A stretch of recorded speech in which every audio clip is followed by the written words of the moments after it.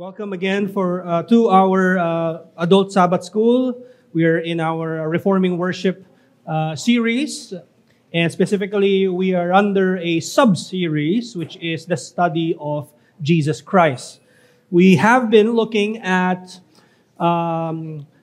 the way to find Christ whenever we read the Old Testament, and we've started this, and we've entitled the lecture, Jesus Christ Before His Incarnation. The part one was last week, and we talked about the first two ways to see Jesus Christ. First, we mentioned that Jesus Christ is the eternal God. He is divine, so therefore, He was active in the times of the Old Testament. Okay? And secondly, we mentioned that we can see Christ in our reading of the Old Testament through what we call typology. That there, in the typology system, there are two things that you need to understand. First, yung types. Types are elements, whether they would be people, institution, places, offices, events, or institutions. And all types are pointing to what we call the antitype, which is the fulfillment. And we have mentioned that the antitype is none other than Jesus Christ, which also can be extended even to His body, the church. And so we talked about the first two. Where was Jesus Christ before His incarnation? First, He has been active because He is the eternal Logos, eternal Word. Second, He is typified in the Old Testament. The elements are pointing to His coming. And so whenever we read the Old Testament in our own reading, read it in a way that you know that Jesus, the second person of God, was active in those times. Active in the time of Adam, before Adam, during the time of Noah, Abraham, Moses, Israel, David, and all the monarchs, and up to the time when He was incarnated. And whenever you read the Old Testament, whenever you see events that seemingly are alike, or that is like the redemption of Jesus Christ. Like for example, when you read about the exodus of the Israelites from their bondage in Egypt, know that it is part of God's purpose to see God's redemptive motive, that was a type of the greater exodus that Jesus will do in the future, talking about our past. And so, again, makikita natin yung mga types or tipo, at lahat ng ito ay pointing to Jesus Christ. And so today, we will, again, mag-study tayo ng dalawa pa, and then 3 weeks from now, yung continuation ng series, 3 weeks from now, at pag-usapan naman natin yung divinity ni Jesus Christ. But tapusin muna natin itong lecture na Jesus Christ before His incarnation. This is the second part. And so again, I ask, where is Christ before His incarnation? Third, Christ appeared many times as a theophany. In the Old Testament, you would see characters there that were actually Jesus Christ before He incarnated. Bago pa nag-assume ng katawang pangtao at kaluluwang pangtao ang Panginoong Jesus, nagpakita na Siya sa certain figures sa Old Testament. Now, yun yung tinatawag nating theophany. Okay? Ang ibig sabihin ng theophany, it is a temporary, visible, again, take note of temporary. Hindi ito pang matagalan. It was done only at that time for a specific purpose. It was temporary. It was a temporary, visible manifestation. Again, visible, nakita. Okay? Manifestation of a divine being. That's the general description of what a theophany is. Ito ay galing sa mga Greek na words like yung theos or theos. Okay? Theophany. Theos, ibig sabihin ng theos, Diyos. Okay? Kaya nga when we say theology, ito ay pag-aaral patungkol sa Diyos. Theology, study of God. So theophany, yung theos meaning God, yung phaneros is a Greek term, ang ibig sabihin ay manifestation or pagpapakita. Okay? Sabi nga ni Douglas Van Dorn in his book, The Angel of the Lord, if you want to learn more about theophanies, specifically about the angel of the Lord, I recommend Douglas Van Dorn's book. He said, and I quote, "A theophany is literally a God appearance. Therefore, in a theophany, the invisible God condescends, nagpakababa, okay? Condescends and appears to man through some kind of created medium like wind, storm, fire, cloud, or a physical voice, or many more." And there are a lot of theophanies in the Old Testament. Now, and let me show you some. Of course, hindi ko maibibigay lahat ng mga verses na patungkol sa theophany, mauubos ang ating oras. So let me just show you some. In Genesis chapter 15, verse 17, if you remember, Abraham was speaking to God and God made a covenant with Abraham para ma-ratify, ibig sabihin, para mapatunayan na ito'y magiging totoo. Yung promise ng Panginoon, pinakita ng Panginoon na yung sinabi niya ay magkakatotoo, ang ginawa niya, nagkaroon ng mga hayop at sila'y pinatay at hinati sa dalawa at yung mga laman loob nila ay nakakalat tsaka yung mga dugo nila nakakalat sa sahig. Yun yung tinatawag na paggawa ng covenant or paggawa ng tipan. This is a usual ceremony in ancient times, in ancient Near East. Okay? If they want to make an oath or a promise, they kill animals at nilalatag nila sa sahig, yung carcass nun, pati yung mga laman loob nun, at sila'y maglalakad doon. Lahat ng mga parties sa covenant ay maglalakad doon, lalakaran nila yung mga laman loob ng mga hayop. Okay? At sasabihin nila sa isa't isa, nawa ay mangyari sa atin yung nangyari sa kanila kapag tinransgress natin ang ating covenant. Ganun yon. Okay? Now, imagine, Diyos ang gumagawa ng tipan ng covenant kay Abraham. Isang banal na Diyos at yung kanyang kausap ay tao na makasalanan, Abraham. So kung palalakarin doon si Abraham, baka hindi pa matapos ang araw, nasuway na kagad niya ang tipan niya sa Diyos dahil sa kanyang kasalanan.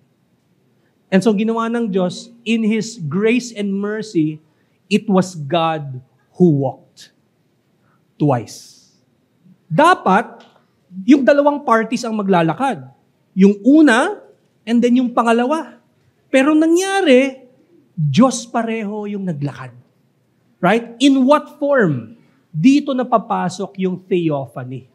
Okay? Sabi sa Genesis chapter 15, verse 17, "When the sun had gone down and it was dark, behold," first theophany, "a smoking fire pot and a flaming torch passed between these pieces," or yung mga carcass.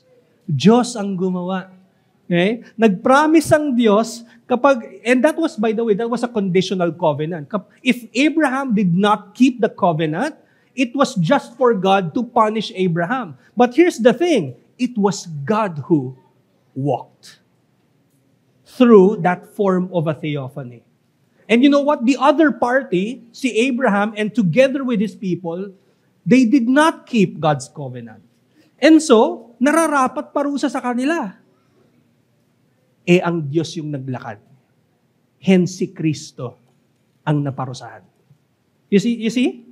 So, pero makikita natin, meron ng God appearance sa Genesis chapter 15 pa lamang. Okay? Not only that, makikita rin natin sa Exodus chapter 40. By the way, napakarami pong text. Okay? Napakaraming theophanies. Exodus chapter 40, verse 34. Sabi dyan, "Then the cloud covered the tent of meeting." Tent of meeting, ito po yung tabernacle. The tent of meeting, and the glory of the Lord filled the tabernacle. Common sa Hebrew writings, yung parang inulit lang yung sense, pero magkakaiba ng salita. So it's the same thing. The cloud covered the tabernacle, right? Or the tent of meeting, and the glory of the Lord filled the tabernacle. The glory of the Lord is equated to the cloud. And so the cloud was a God appearance. It was God. Okay? Meron pa, Leviticus chapter 9, verse 23 onwards. It says, "And Moses and Aaron went into the tent of meeting. And when they came out, they blessed the people, and the glory of the Lord appeared to all the people." Now, kung kanina, cloud, ngayon naman, ano yung glory ng Lord na nagpakita sa Israelites? Fire came out from before the Lord and consumed the burnt offering and the pieces of fat on the altar. And when all the people saw it, remember, ang theophanies are there for it to be a sight, for people to see it. Okay? And when all the people saw it, they shouted, and this is a common response, by the way, when a person sees God. They fell on their faces. Okay? So this time, in Leviticus chapter 9, the theophany was a fire. Okay? The fire was the theophany.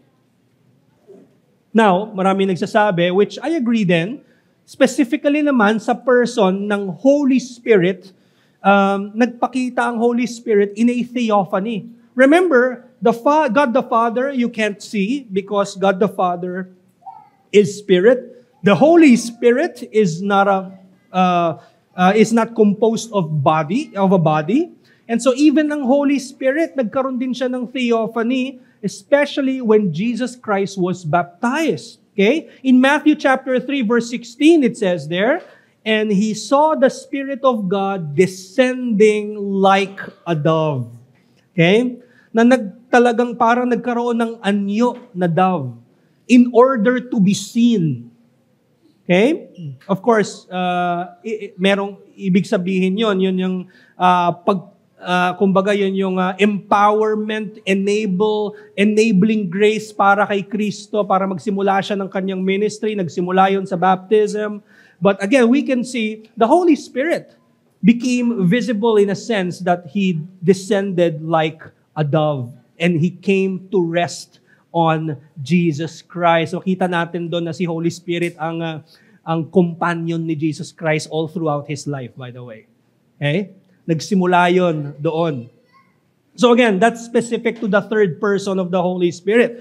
Pero marami sa scripture sa Old Testament na ang pagpapakita ng Diyos, hindi flaming torch or smoking pot or fire and cloud. Those are theophanies. Hindi natin mapipinpoint kung ano specifically person yun. Marahil, commonly sinasabi na yon ay theophany ng one God. Okay? Pero specifically, kapag may tao or tinatawag na angel of the Lord, yun ay specific sighting or appearance ng Son of God.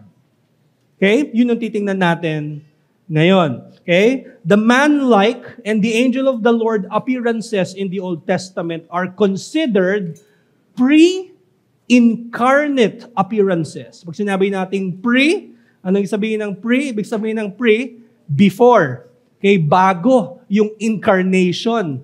Incarnation is yung time na si Kristo, second person, the divine logos, siya ay nag-assume ng katawang pangtao at kaluluwa. Ibig sabihin, bago pa mangyari yung incarnation, nagpakita na si Kristo. Okay, sa mga figures sa Old Testament. Okay? At yun ay tinatawag nating Christophanies. Specific sa Son of God, specific kay Jesus Christ. These were His pre-incarnate appearances. Yes, theophanies sila because ang meaning ng theophany ay appearance ng divine being. But to be specific, what kind of theophany is it? It is a Christophany. It is the appearance of Jesus bago pa siya magkatawang tao. Okay? And same din siya. Kung ang theophany temporary, ang Christophany is temporary din. Temporary rin sila. Temporary visible manifestations. Sabi nga sa Colossians chapter 1 verse 15, sabi ni Paul, ang imahe ng invisible God ay walang iba kundi si Kristo. Okay? And so, yung pagpapakita na merong form of a man or an angel of the Lord, walang iba yun kundi ang second person of the Trinity. So let's look at some verses patungkol sa Christophanies, yung mga pagpapakita ng man. Okay? Genesis chapter 32 verse 25. Sabi diyan, when the man saw that he did not prevail against Jacob, he touched his hip socket, and Jacob's hip was put out of joint as he wrestled with him. Makikita natin dito, si Jacob nakipag-wrestling sa isang certain man. Hindi ito, kumbaga parang silhouette lang or hindi din ito anghel, tao, lalaki. Lalaki yung ka-wrestling match ni Jacob. Okay? Very clear. In fact, dun sa wrestling match, parang nagpe-prevail si Jacob. It seems like parang ang lakas ni Jacob. Pero nakita natin doon sa wrestling match kung sino talaga yung mas malakas. Kasi yung man, ginawa lang na hinawakan niya yung hip ni Jacob na wala sa tamang arrangement yung kanyang joints. And simula nun, by the way, all throughout Jacob's life, naging limp na siya. Hindi na siya nakabalik sa kanyang stature. Talagang limp na siya kung buhay niya. Okay? And so makikita natin dito na si Jacob, ka-wrestling match niya, isang tao. Paano natin malalaman na Diyos yun? Okay? The man appears to be more powerful than Jacob. Okay? The man appears to be more powerful than Jacob. Tingnan natin sa Genesis chapter 32 verse 25, nagkaroon pa sila ng conversation dyan, na mas makikita natin yung pagiging divine ng kanyang kausap. Genesis chapter 32 verse 25, ang sabi dyan, sabi ni Jacob, nung hinawakan yung kanyang hip, parang nakasabit na lang si Jacob sa kanya, doon sa man. Hanggang sabi ni Jacob, I will not let you go unless you bless me. Okay? And then what did the man do? He blessed Jacob. And by the way, pagdating sa usaping benediction or blessing, ang nagbe-bless ay yung someone greater than the other. Doon pa lang makikita mo that this was a mysterious man na, hindi lang yun, ang ginawa pa nung man, ni-rename pa niya si Jacob. Sabi niya, ang magiging pangalan mo na ay Israel. Okay? Diyos lang yung magdi-declare ng ganon kay Jacob. So si Kristo nagpakita kay Jacob. Hindi natin alam kung same face ng kung ano itsura ni Jesus Christ nung kanya na-incarnate siya. Most likely hindi. But obviously, that's the image of the invisible God. Meron pa sa Zechariah chapter 1 verse 8, it says here, I saw in the night, and behold, a man riding on a red horse. He was standing among the myrtle trees in the glen, and behind him were red, sorrel, and white horses. And then a few verses afterwards, in-identify yung man. So ito actually, naghalo, no? Una nakita niya tao, but then nakita niya angel of the Lord. Okay? Sabi sa verse 11, and they answered the angel of the Lord who was standing among the myrtle trees. Di ba yung man riding the horse was the one who's standing among the myrtle trees? But now, a few verses afterwards, sinabi niya, no, the angel of the Lord. Okay? And said, we have patrolled the earth, and behold, all the earth remains at rest. And if you're familiar with Daniel at yung kanyang yung kanyang story with King Nebuchadnezzar, di ba? Siya ay pinarusahan at pinapunta siya doon sa furnace, right? Si Shadrach, Meshach, Abednego. I'm talking about the book of Daniel. Makita natin doon yung tatlo, inilagay sila sa fiery furnace para parusahan at mamatay. But then nung nakita nung hari, teka, ba't naging apat? Ba't naging apat yung nasa loob? Okay? Sabi rito, but I see 4 men unbound, walking in the midst of the fire, and they are not hurt. And the appearance of the 4th is like a son of the gods. Okay? We don't know what it looks like. But obviously, that's a very different man compared doon sa tatlo. Kila Abednego and the rest. But nonetheless, it's still a man. Tao pa din. Okay? So doon makikita natin, walang iba kundi yun ay ang Panginoong Jesus. Okay? Pero hindi lang siya nagpakita as a man before his pre-incarnation. He also has displayed or manifested himself in a form of what we call the angel of the Lord. Okay? Sabi sa Genesis chapter 16 verse 10, ang context nito si Hagar nung siya ay lumayas kila Abraham and then aalis na siya and then nakita siya. Merong lumapit, merong kumausap sa kanya. Sabi dito sa chapter 16 verse 10, the angel of the Lord also said to Hagar, I will surely multiply your offspring so that they cannot be numbered for multitude. The fact that this angel of the Lord echoed what God has spoken to Abraham in Genesis chapter 12. Sabi ng Diyos kay Abraham, Genesis chapter 12 verses 1 to 3, I will multiply. Imumultiply niya yung lahi ni Abraham at gagawing mga nations. And then, the angel of the Lord spoke to Hagar nung siya'y lumayas, in-echo niya to at inassure niya si Hagar na since yung anak ni Hagar kay Abraham na si Ishmael ay galing kay Abraham, si Ishmael din. Siya din ay magkakaroon ng maraming descendants under him. And so inassure siya, I will surely multiply your offspring so that they cannot be numbered for multitude. And then 3 verses afterwards, it says, so she called the name of the Lord who spoke to her, you are a God of seeing. Imagine the response of Hagar to the angel of the Lord, you are the God of seeing. Okay, you saw me when I left. You saw the persecution of Ishmael in Abraham's household. Okay? Hagar acknowledged that the angel of the Lord who has appeared is none other than the God who sees. And then in Exodus chapter 3 verse 2 it says, and the angel of the Lord appeared to him in a flame of fire out of the midst of a bush. He looked and behold, the bush was burning, yet it was not consumed. Of course, ang context nito, si Moses. Okay? And then 2 verses afterwards it says, when the Lord saw that he turned aside to see Moses, God called to Moses out of the bush, Moses, Moses. And he said, here I am. Then he said, do not come near. Take your sandals off your feet, for the place on which you're standing is holy ground. And so yung angel of the Lord na nagpakita kay Moses na nandun din sa burning bush was speaking to him as the holy God at sinasabi niya, hindi mo kaya lumapit dito, hindi ka pwede lumapit. Holy ground ito. Okay? So the angel of the Lord is perfectly holy as Moses was not allowed to come near. And perfectly holy, isa lang naman. Diyos lamang ang perfectly holy.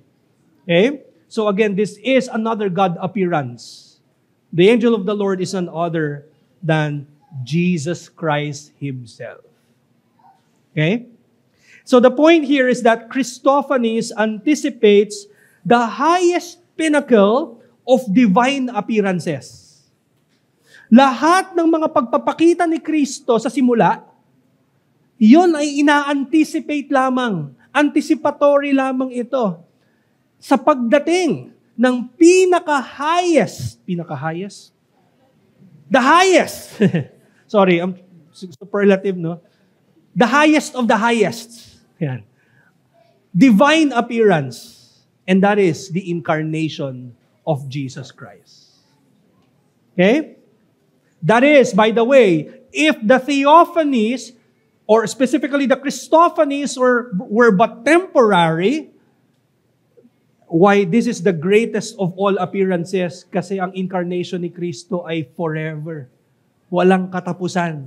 Na kahit tayo ay pumunta man sa langit, dumating na si Kristo, dali niya ang heaven dito at gawing new heaven and new earth, ang katawan, kaluluwa ni Kristo ay hindi mawawala.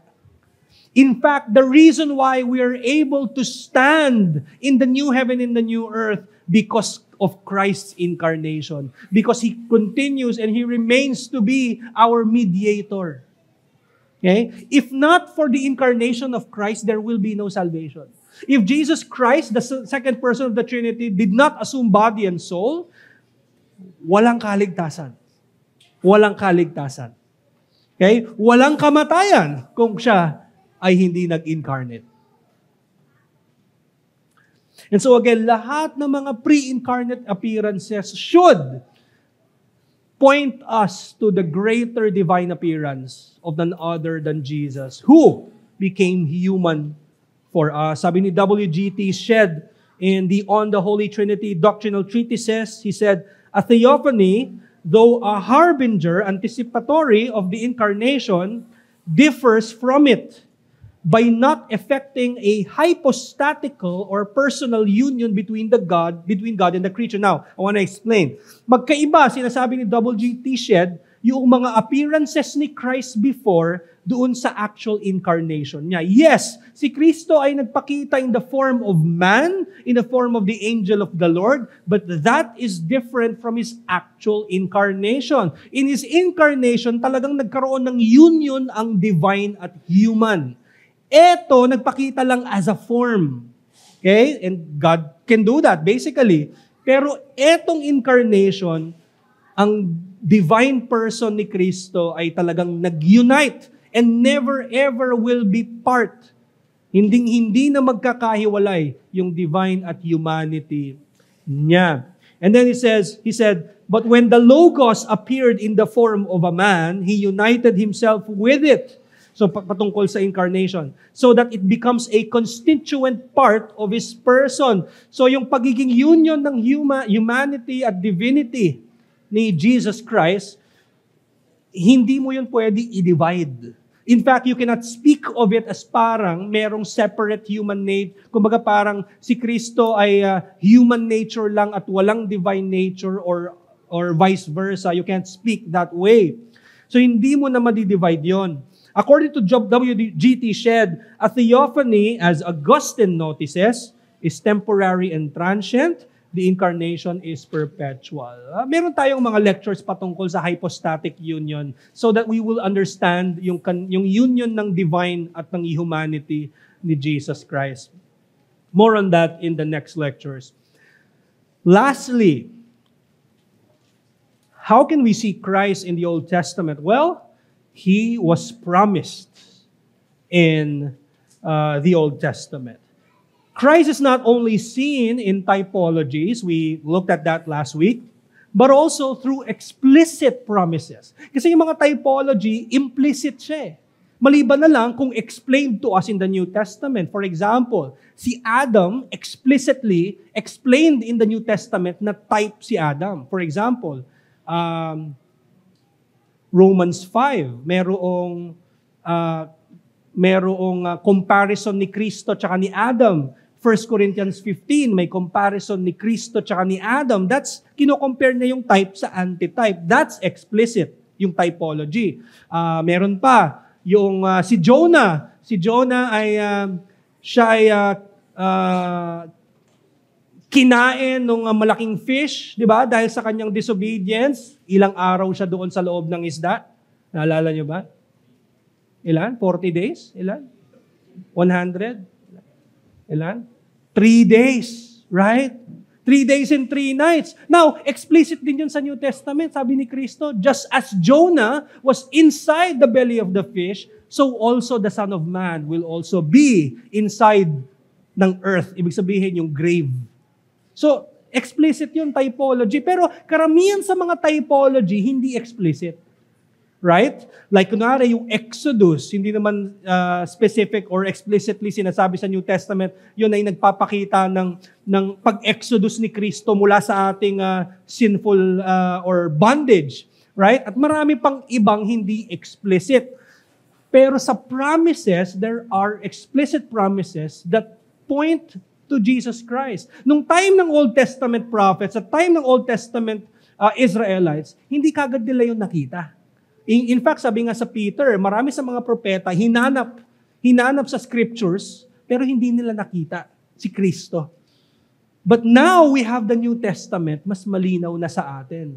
Mas malinaw na that the promises of old all point to Jesus Christ. That's what Paul said, right?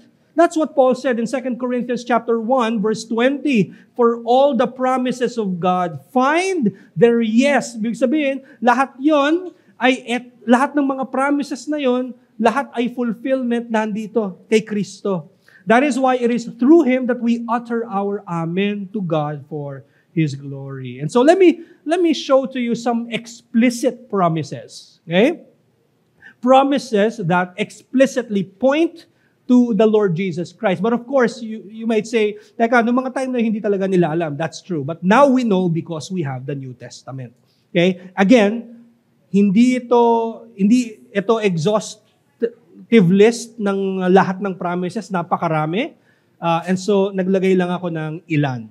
Una, Genesis chapter 3, verse 15. I will put enmity between you and the woman, and between your offspring and her offspring. He shall bruise your head, and you shall bruise his heel. You see here the first gospel preached. In Genesis chapter 3, verse 15. And the first preacher of the gospel is none other than God Himself. And in the same gospel message, we see there the hope of salvation. But at the same time, that was in fact a message of curse for Satan. Right? It's a message of condemnation directed at Satan.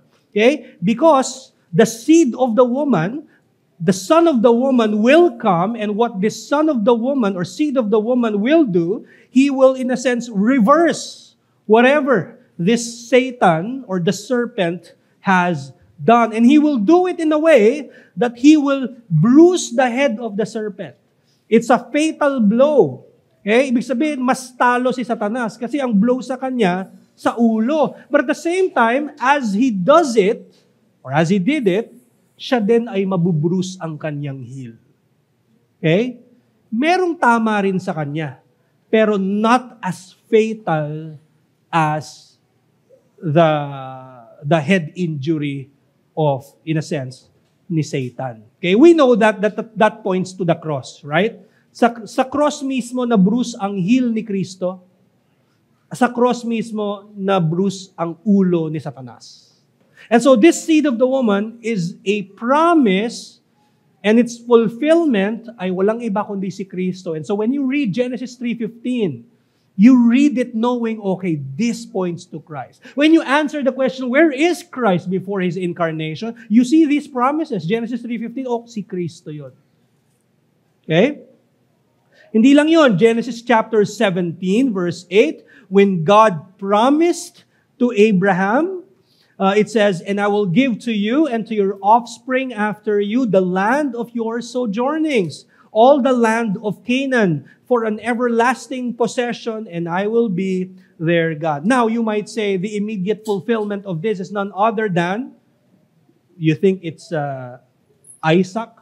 Meron ba nagsasabi si Isaac to? What do you think? Or how about Israelites? Do you think it's the Israelites? Or si Jesus Christ? Do you think it's Jesus Christ? Or it's all of the above? It's all of the above, right?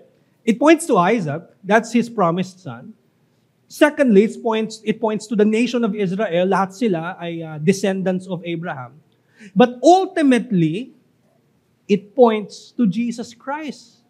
Okay? In fact, nung pinramis ng Diyos ito kay Abraham, nung pinramis ng Diyos kay Adam that Eve will have a son, the seed of the woman, simula nung time na yon, nagkaroon ng expectations ang mga tao na yung seed ay probably Messiah. Kaya gano'n na lamang ang tingin nila sa kanilang mga anak. Very important sa kanila ang child rearing, Deuteronomy chapter 6, na kahit tumayo sila, tuturuan nila yung kanilang mga anak, nakaupo sila, tuturuan nila kanilang mga anak, nakahiga sila. Ganun ka-importante ang pagpapalaki ng bata sa kanila because they believe na probably yung anak nila, yung promised. Nagkaroon ng ganung konsepto. sa unang panahon. Now, nung dumating si Abraham, mas nag-narrow down yung promise. Teka, specifically lang pala sa line ni Abraham. Okay? Ngayon kasi, offspring ni Abraham yung promise ng Diyos. So nagkaroon din ng concept na it's coming from the loins of Abraham. He's coming from the loins of Abraham. Okay? And totoo naman kasi sinulat ni Paul yung fulfillment nun sa Galatians chapter 3 verse 16. Sabi niya, now the promises were made to Abraham and to his offspring. It does not say and to offsprings, referring to many, but referring to one, and to your offspring who is Christ. Sabi niya, ultimately ang fulfillment nun ay walang iba kundi si Kristo. Yung kasi yung argument niya sa Galatians chapter 3. Of course, hindi niya sinasabi na hindi descendants of Abraham yung fulfillment nun. He would say that in Romans chapter 9 and elsewhere in his writings. But ang context nito, sinasabi niya, ultimately yung fulfillment kasi ng Genesis chapter 7 ay walang iba kundi si Kristo. So again, from the beginning, it is the seed of the woman, and then nag-narrow down yun sa offspring ni Abraham. Okay? Yung darating na magbubruise ng head ni serpent ay manggagaling sa seed ni Abraham. And then, nagkaroon siya ng anak, si Isaac, and then si Jacob, and then hindi rin pala si Isaac yung Messiah, hindi rin pala si Jacob ang Messiah. Eh si Jacob, napakarami niya naging anak, 12 tribes, right? Wala ni isa doon, kasi bakit? Sa Genesis, pinakita sa atin doon, lahat sila makasalanan. Walang iba doon. Walang ni isa doon, rather, ang perpekto. And so, nung mamamatay na si Jacob, nag-benediction siya sa kanyang mga anak.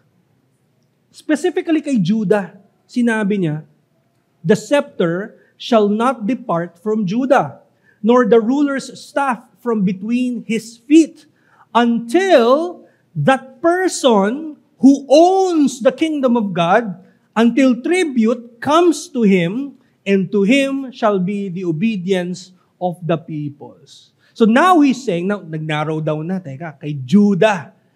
Kay Judah. In fact, yung darating na Messiah, who, we can trace it, mula kay Adan, seed of the woman, offspring of Abraham, offspring of Judah, specifically from his line, will be a king, kasi lahat, sa lines ni Judah, puro hari.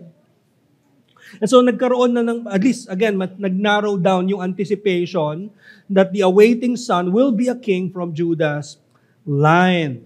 And then we see David, 2 Samuel chapter 7 verse 12.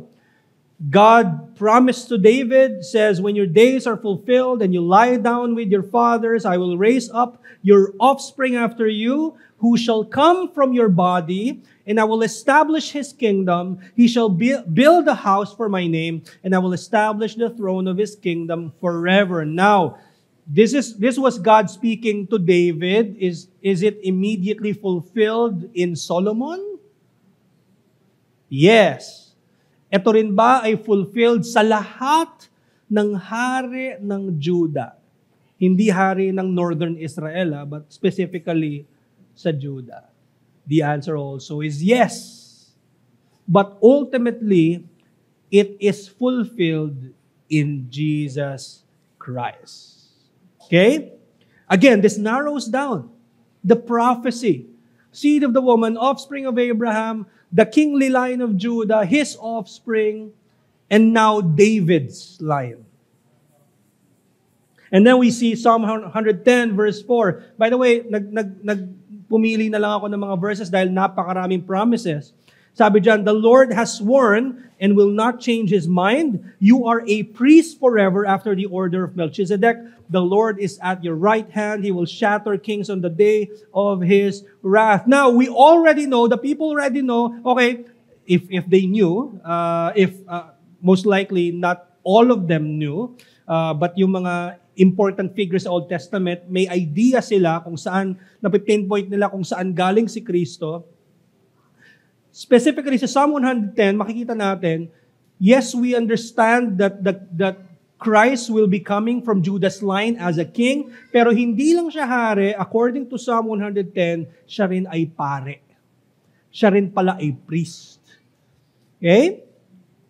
This anticipates the priestly and kingly offices of the one to come. And then Isaiah chapter 9 verse 8, For to us a child is born, to us a son is given, the government shall be upon his shoulders, and his name shall be called Wonderful Counselor, Mighty God, Everlasting Father, Prince of Peace. I want to just make it clear na yung Everlasting Father dyan, it was speaking of Jesus Christ being his fatherly care sa kanyang bride.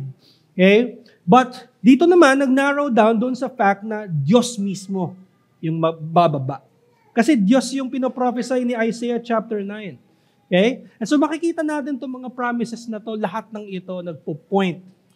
At ang fulfillment nito ultimately is none other than Jesus Christ alone.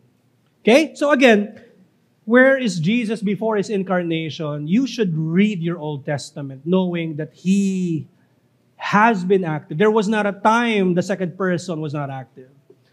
Secondly, you should see Him in types. God, in His providence, acted even in the Old Testament for us to better see clearly the coming Christ. The people there, the institutions, the offices, even the events that show redemptive motives, all of them prepare us to see what Jesus will do in the New Testament. Not only that, we can see Him as He appeared in Christophanies, the angel of the Lord, the man who wrestled Jacob, and we can see Him as well in the Old Testament as promised. And I've shown you some of these verses. And it is our prayer na makultivate sa atin na hanapin natin si Kristo sa Old Testament. Sa New Testament, madali yun eh. Right? Sa Old. Nawa ito yung maging ating, in a sense, guidelines ba.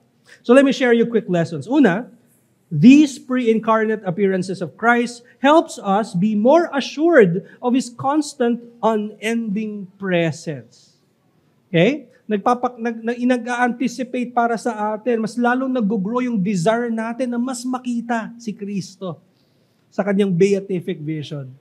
Secondly, the promises in the Old Testament make us appreciate in the full revelation of Jesus in the New. Whenever we read the New Testament, we must appreciate that He has revealed Himself.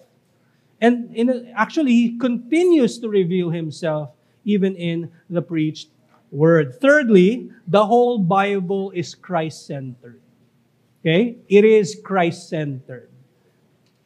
You should hear Christ preach to you, even in the Song of Solomon, even in Esther, kahit hindi mo mababasa ang God doon.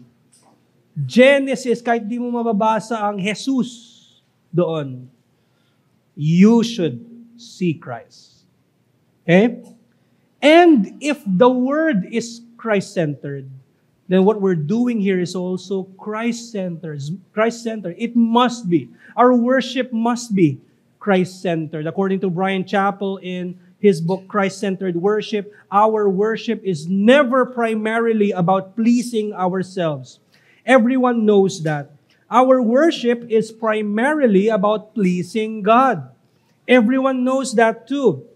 But what we may forget is that worship, no different than the rest of our lives, pleases God when we represent His Son through it. Our worship should show the face of Jesus to those who have gathered and to those who need to gather to worship Him. They see Him when they understand His gospel, making our task to represent the gospel in all we do. And there is a sense that we are beholding the face of the glory of God in Jesus Christ whenever we hear the preached word faithfully. That ends our lecture. Next week, we will have a separate series, dalawang lecture. But any questions?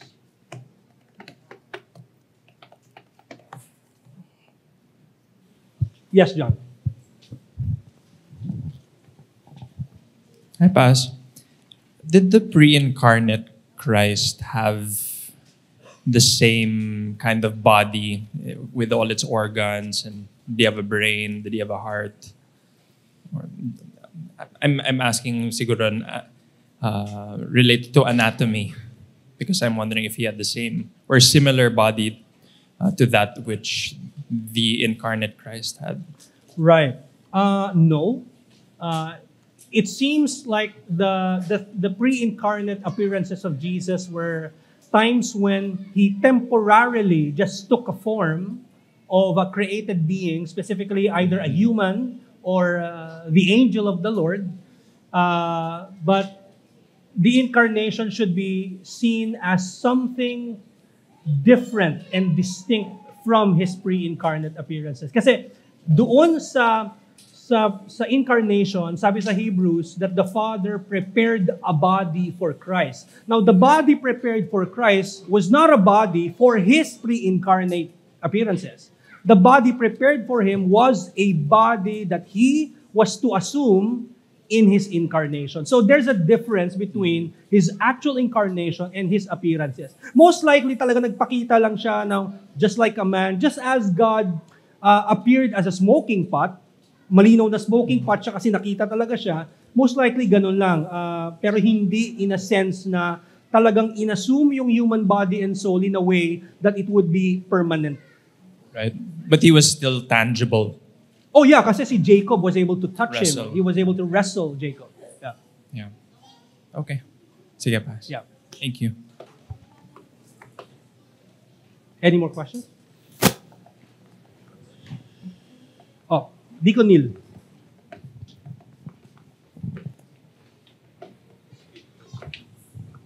Pas, thank Yes. you dun sa teaching. Dapat, ang question ko lang, like, siguro kasi yung, kunyari, yung term na Christophany, I would assume di yan ginagamit before, probably sa early church fathers siya nagsimula. Pero, are there like any texts sa New Testament na sinulat ng mga apostles that would suggest that they believed in such in this theology na si Christ yung mga like si Christ yung nakipag-wrestle kay Jacob, kasi di ba scripture na nila before yung Genesis? It's more in, I think, through the method of analogy of faith and analogy of scripture. I think proper text na to use yung Colossians chapter 1, that he is the image of the invisible God. And so ibig sabihin, any imago Dei na makita, like man, that should be a manifestation of the second person of the Trinity. So I think if there's a New Testament text, I think Colossians 1:15 can be used. Now, merong mga ginagamit si Paul, like for example, yung mga time na may ginawa si Moses doon sa bato, tapos may lumabas na tubig. And then Paul was speaking about it in a way na si Kristo ay may control doon at nandoon siya. So in a sense, doon natin makikita na parang may idea siya sa New Testament, si Paul, na present talaga si Kristo doon. So I think also you can use that. Pero hindi naman specific sa theophany. But the fact is very active ang second person. So I don't think the actual word, kasi the fact na merong etymology na theos saka paneros, ito ay nanggaling sa two words at through, kumbaga na-systematize na siya through, sa kanilang confessions at sa kanilang pag-aaral. So, Pero kumbaga walang explicit na, naniniwala ko na yan. Yes, yeah. That's true. Yeah. Pas, dahil lang na-mention mo, so nung ginamit ni Paul na about the rock, tama, typology yun kasi hindi siya form of a man or angel of the Lord? In a sense, yes. Kasi si Christ yung living water. Pero ang point ko lang is that, kumbaga parang meron silang sense na, kagaya ni Paul, merong presensya ni Kristo Even before. in the Old Testament. So. Thank you, Pas. Any more questions? Yes, AJ. Pas, does it matter when we're going into the Old Testament and like determining which of the Godhead is the theophany? Which of the persons? Yeah, sorry. Not really, but I think it deepens our appreciation of the inseparable operations of the Trinity. In that sense, pwede. Like, you would be able to identify specifically or appropriate yung kanilang mga roles.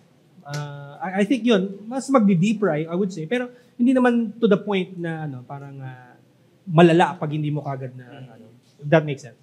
Yeah. Yes, Jeng? Kasi naalala ko past, nung nag-discuss tayo about beatific vision, may effect yung kapag makikita natin si Christ eventually. May ganong instances ba nang nangyari sa Old Testament past? Na nung nakita nila yung Christophany? Meron. Actually, hindi lang doon. Marami actually sa Revelation. You can say na merong Christophany din kasi nakafocus tayo sa Old Testament, di ba? Seeing Christ before His incarnation. Pero merong sense sa Revelation wherein si John, lumuhod siya sa isang anghel, but then sabi ng anghel, sorry. Mali. Marami sa Revelation ang angels in John's vision, and yet that's none other than Jesus. Yeah, yung meron sa Revelation yung anghel may hawak siya na scroll at yung paa niya nasa sea, yung isang paa niya nasa shore, may ganon. Anghel, yung vision, pero si Kristo yon. So, pwede nating sabihin na parang Christophany siya sa vision ni John. And kagaya nun, sa Angel of the Lord, sa Old Testament, focus tayo doon, sorry. Merong response of worship. Like, yung pinakita ko kanina, na ang naging response ni Moses to revere yung kausap niya, si Angel of the Lord. Hindi lang yun, si Hagar, nung nakausap niya yung Angel of the Lord, tinawag niyang Diyos. So, may mga ganong response na nagpapakita na Diyos talaga yung nagpakita sa kanila. Does that make sense? Yes, Pas. Yeah. Any more questions? Si Jama.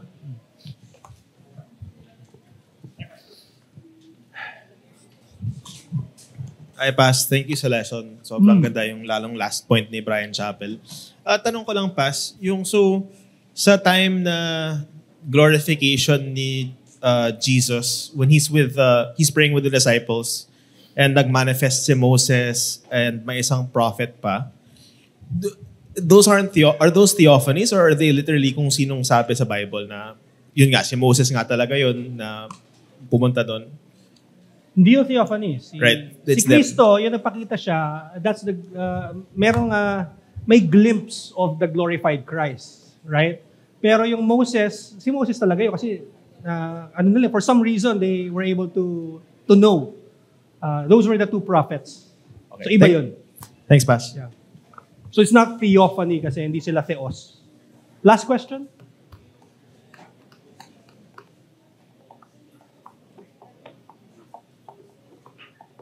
All right, sige, let's pray.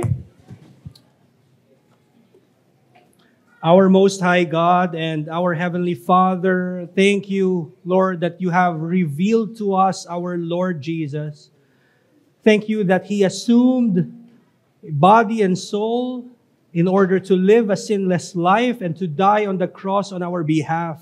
And thank you that He lives, that He rose from the dead, and that there will come a time when we will actually see Him. And when we see Him, Lord, it is a blessed vision. It will be a blessed vision. It will be a vision full of joy and full of ever-increasing holiness. I pray, Lord, that these lectures would make us more hungry and thirsty for the righteousness and holiness of Christ. May we yearn Jesus in our readings and most importantly in hearing the preached word.